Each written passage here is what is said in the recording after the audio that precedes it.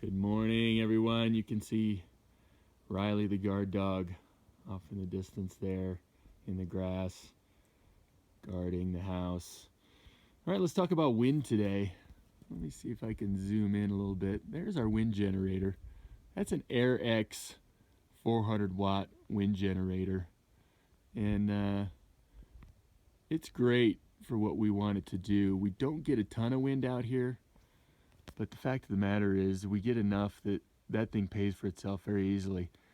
That entire setup right there with the generator, the pole, and then you can see my conduit coming down the hill that's been kind of exposed over time. I need to bury that again. This whole setup was about $500. It's paid for itself many times over.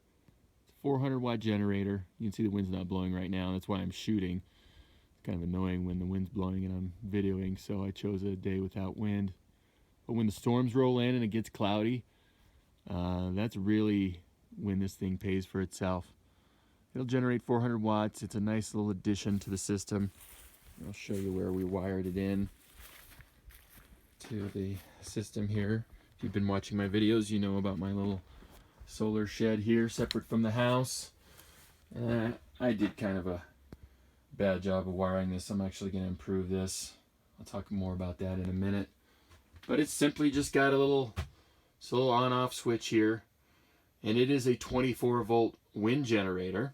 You can see I marked on the wall what I've got there, and it just wires straight into the batteries. I've got it wired on one end of the batteries here, and then the other end comes across, wires in right there. This wind generator has an internal charge controller, so if it senses the batteries are above about 26 volts, it will just simply apply a brake to that wind generator and just basically shut it off. Now I'm going to upgrade this wind generator. Because wind generators are so affordable now, I can actually get a 1600 watt generator, which is much bigger. Has I believe it's an 8-blade system.